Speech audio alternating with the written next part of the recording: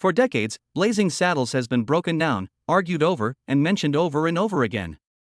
But fans have always missed one important fact. There isn't a cutscene, a secret appearance, or a fight going on behind the scenes.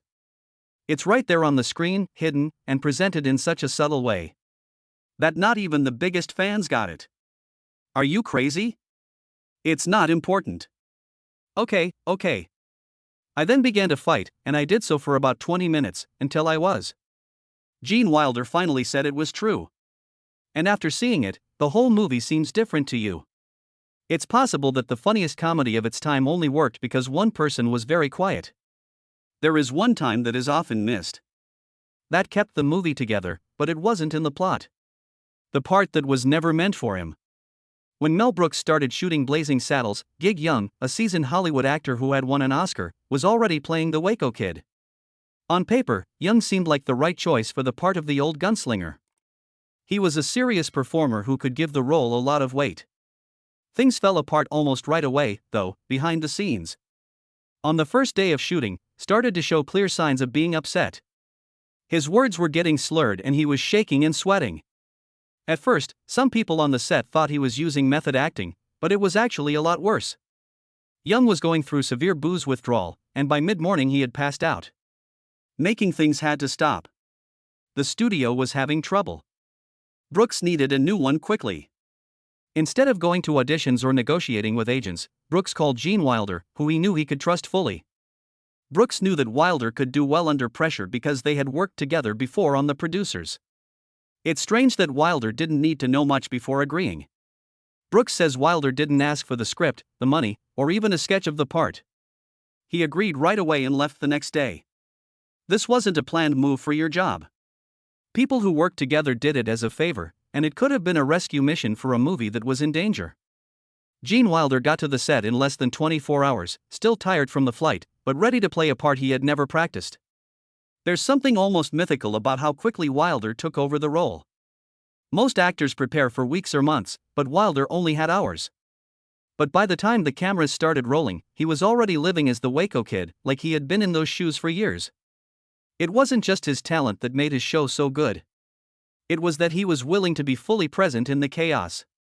His arrival not only kept the movie from falling apart too soon, but it also changed how the whole character felt. Should Young have stayed?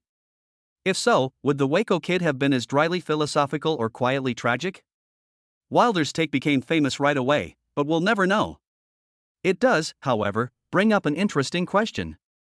Was Wilder always meant to play the part, even if it wasn't clear at first? Brooks never said it was fate, but he did say one thing that was clear. There was no going back after Wilder played the part. What started out as a last-minute replacement turned into one of the most famous comedic acts ever. There was more than one plan for the Waco Kid. As far as sly comedy goes, it set the bar. A phone call in the middle of a production disaster set the whole thing off. Wilder saved the part, but what he did next was something no one on the set thought he would do. Everything changed. How clever Gene's quiet performance was. It wasn't by chance that Gene Wilder chose to play the Waco Kid straight. He made up his mind about it before he even got to the set. Mel Brooks says that Wilder agreed to be in the movie as long as one clear condition was met. He wasn't going to make fun of the role for laughs. In a movie full of comedy, absurdism, and chaos that broke the fourth wall, Wilder insisted on giving a quiet, almost sad performance. This was not a funny actor trying to get extra time on the screen.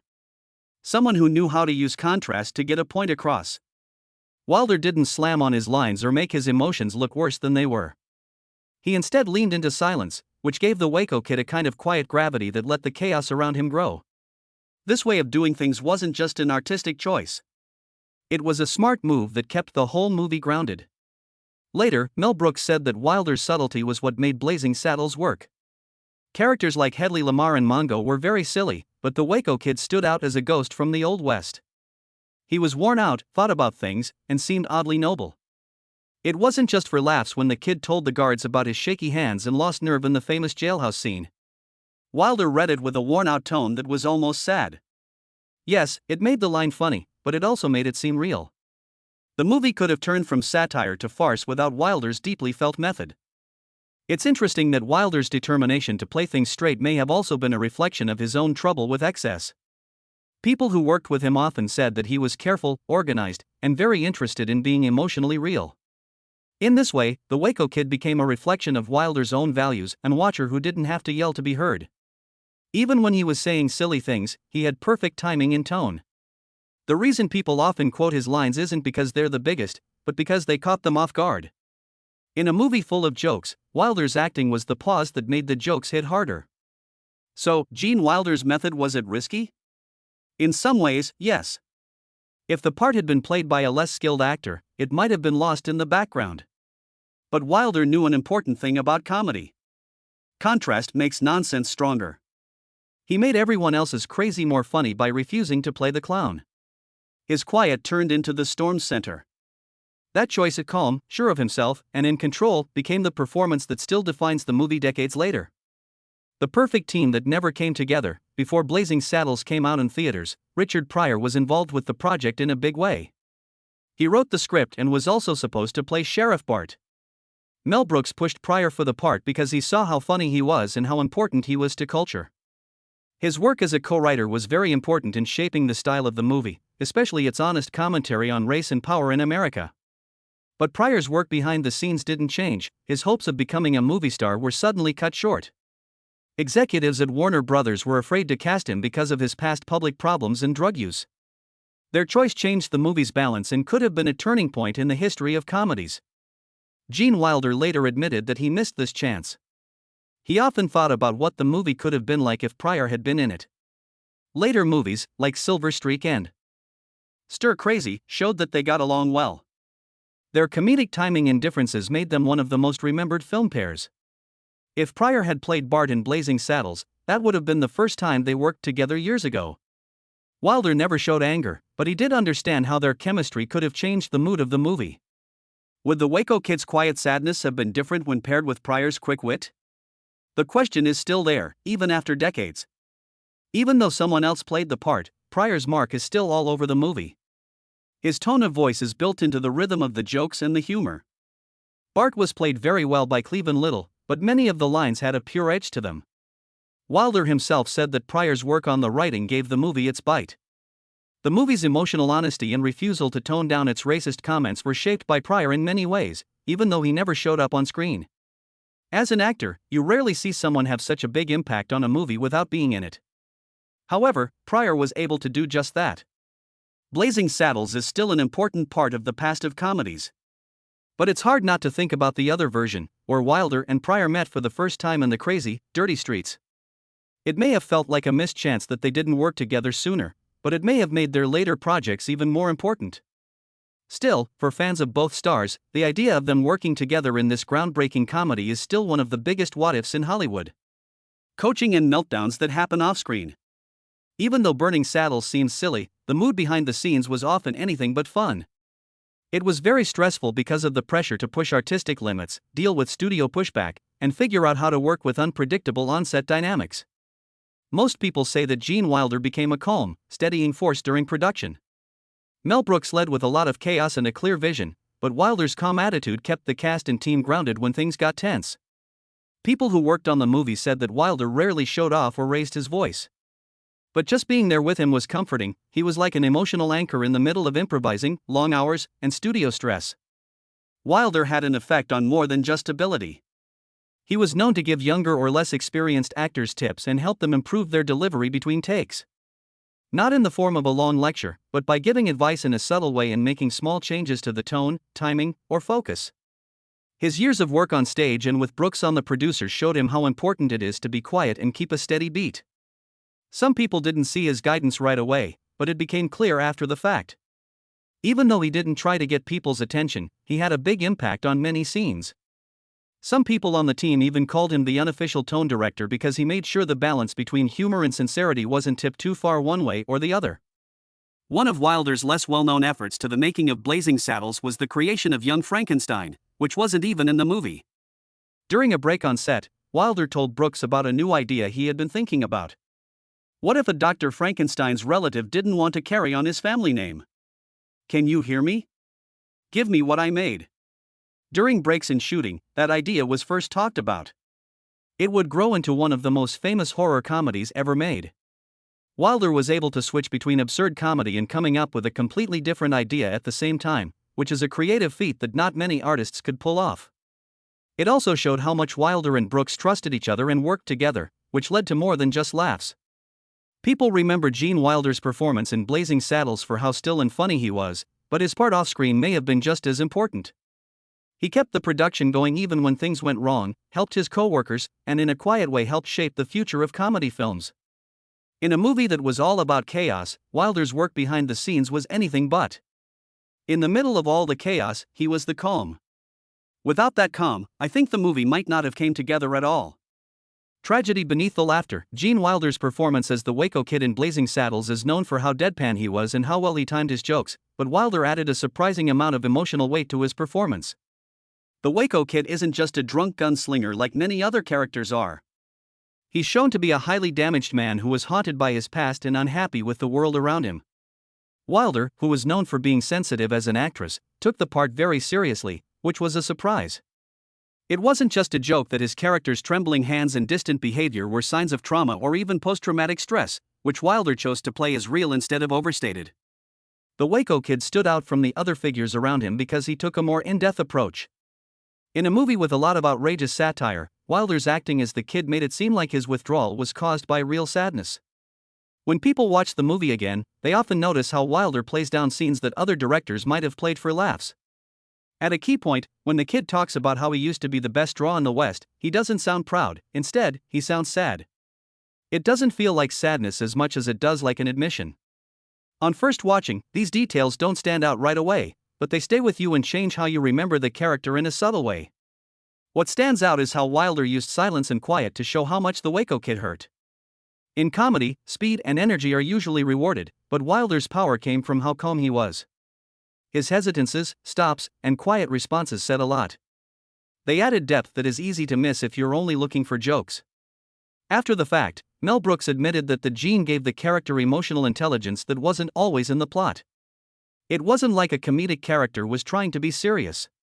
Someone on the stage knew that the funniest characters are often the ones who hurt the most. That hurt was always there, just behind the grin, in the Waco Kid, but it was never the main focus. Now that we look back, Wilder's acting gives a movie that often thrives on silliness a layer of humanity. We don't just laugh at his Waco Kid, he also makes us wonder what happened before the story started. Why did he give up? What did he lose that made him turn to drinking and being angry? Even though the movie doesn't directly answer these questions, Wilder's performance makes it hard to ignore them. It's a warning that real emotion has a place even in parody. In Blazing Saddles, it comes in quietly on a shaking hand and a tired look. But just as Wilder's quiet sadness gave the Waco Kid a surprising depth, what happened behind the scenes showed how hard it is to keep a straight face. Things you never saw. Even though Gene Wilder was cool on screen in Blazing Saddles, many of his best scenes almost didn't make it into the final movie. This wasn't because of problems with his acting, but because the crew and cast couldn't stop laughing. People were often caught off guard by Wilder's quiet delivery and perfectly timed lines, which made it hard to get clean takes. Several members of the crew have said that some of the funniest parts of the movie were filmed more than once because someone off camera would laugh. In some situations, Mel Brooks had to be taken off the set for a short time because his laughter was mixing in with the sound. Getting Wilder to deliver wasn't the hard part. Getting everyone else to stay calm while he did it was hard. One problem that kept happening during filming was that Wilder's dry answers would land so suddenly in scenes that the camera operators and sound techs couldn't hold back their laughter. These weren't broad jokes meant to get people to applaud. The strange, quiet lines worked because they were different from all the noise around him. He used simple language to say things like, "You have to remember that these are just simple farmers. These are people who live on the land. The clay that most people in the West use." Really stupid people made more takes be thrown out than almost any other scene.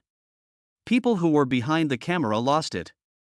Some reports say that even Cleveland Little had a hard time keeping in character during those takes. Some of Wilder's more in-depth character moments, especially those that looked at the Waco Kid's feelings, were cut from the final movie.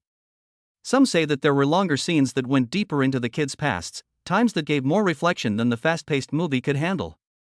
Members of the crew have said that some of Wilder's best dramatic work was left on the cutting room floor, but these scenes haven't been shared or confirmed in full. It makes me think of an interesting question. Would those quieter parts have made the movie go more slowly? Or would they have given a figure even more depth when they already had a lot of it? No matter what, what's left in the final cut of Blazing Saddles is enough to show how Wilder changed things. Fans and film historians are still interested in those lost pieces, though. What could we have seen if the group had been able to keep their cool? If the studio had let people have a few more quiet moments to think during the chaos? These behind-the-scenes stories show more than just how hard it was to film around Gene Wilder's star power. They also show how his act worked on more than one level. Even though the movie was very noisy, the parts you couldn't hear because the crew was laughing too hard might have been the most telling. Wilder's quiet rejection of Hollywood tropes. Gene Wilder's style of comedy and Flaming Saddles were very different from what Hollywood expected at the time. Many comedic artists used over-the-top facial expressions, speech, and physical antics to get people to laugh, but Wilder chose to be subtle. He didn't use normal comedic tropes when playing the Waco Kid. There was no awkwardness for the camera, no winks at the jokes, and no trying too hard to make people laugh. Instead, Wilder let illness, silence, and the right time carry his scenes. This was especially clear when he was introduced in the jail cell. One of the most memorable parts of the movie. He spoke with little effort but great effect while hunched over in a bunk, half-d***** and not really interested. The moment wasn't loud about how important it was, it whispered it, which made it memorable. This performance was very different because it not only broke comedic rules, but it also went against the visual language that studio comedies had been using for decades. Every other movie in the year was breaking rules and going big, but Wilder stayed away from that. This choice wasn't made by chance. It was planned, and it was dangerous. Extroversion was praised in comedy, especially in the 1970s. But Wilder showed that being quiet could be just as powerful with lines like, "Are we awake? Are we awake? We're not sure."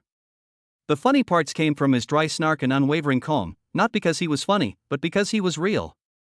The Waco Kid seemed like a man who had seen too much because of how realistic he was, which was much deeper than what the story suggested.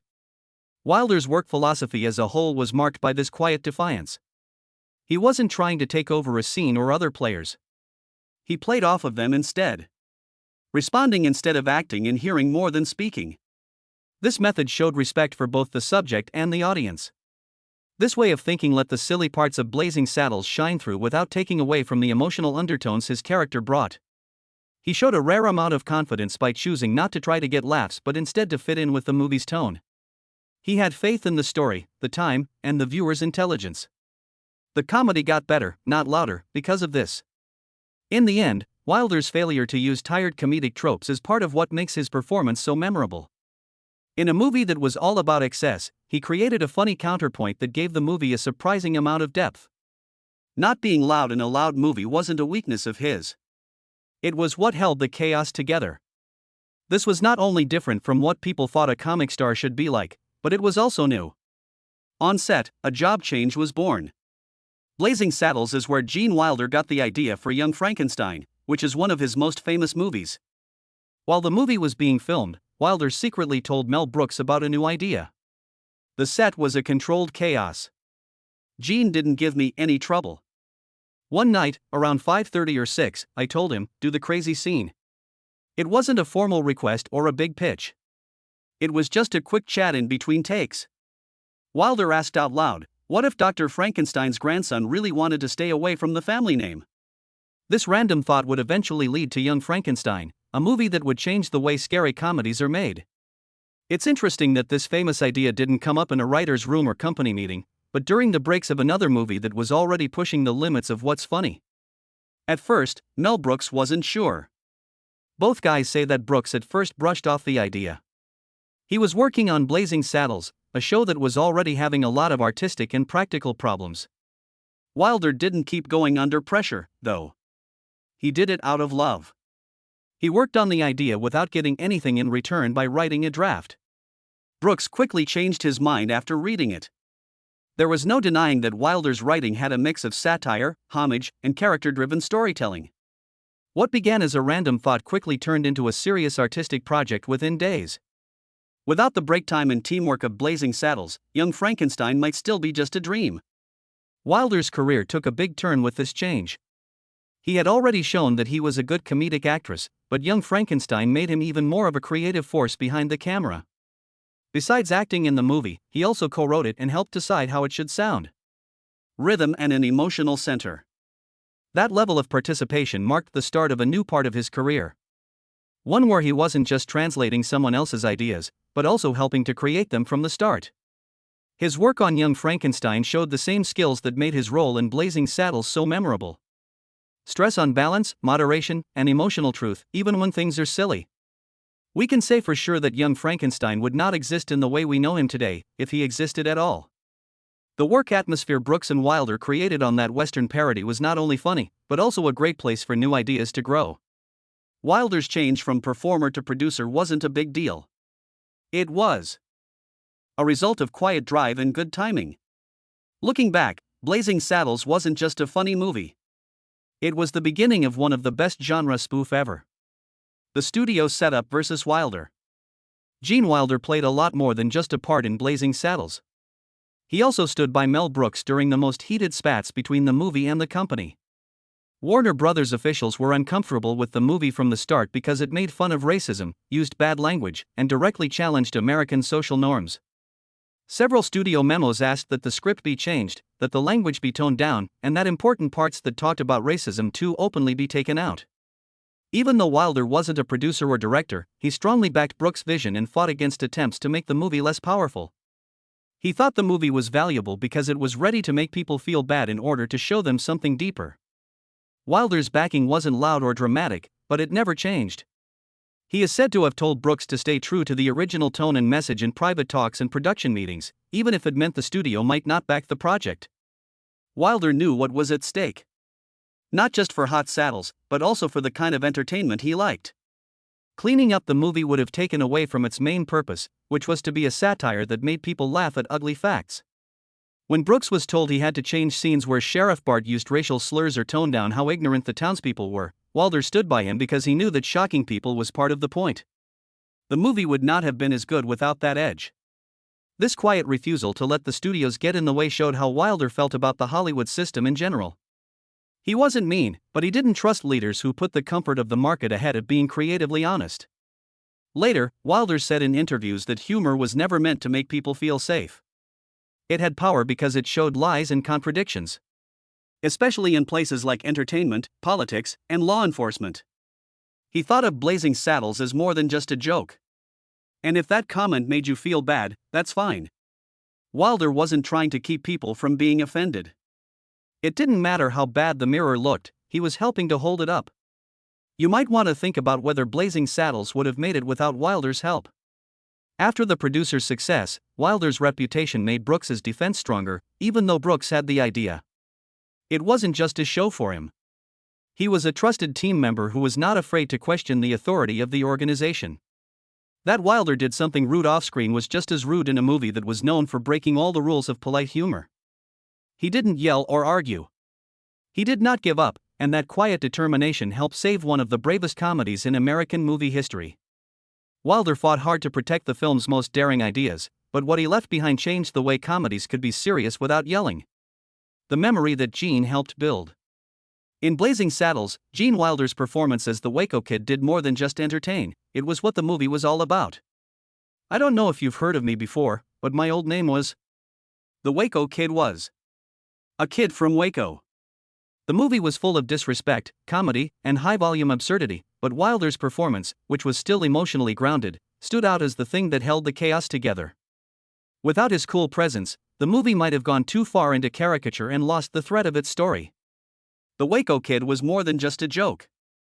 The audience could relate to him because he was a figure who thought about the chaos around him instead of adding to it. Because they were careful, Blazing Saddles became more than just a spoof. It kept it going. Important to note that this was a unique addition to a comedy movie at the time. In the 1970s, most comedic parts were defined by showmanship or verbal abuse. They were big, loud performances that were meant to make people laugh right away.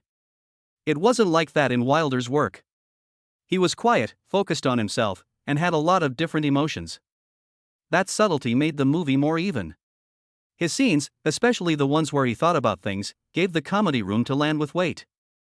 His haunted eyes and dry delivery made the jokes funnier, and he also made it seem like there was something real going on behind the humor. The film was able to last because of these layers. Wilder's work has been seen by more people over time.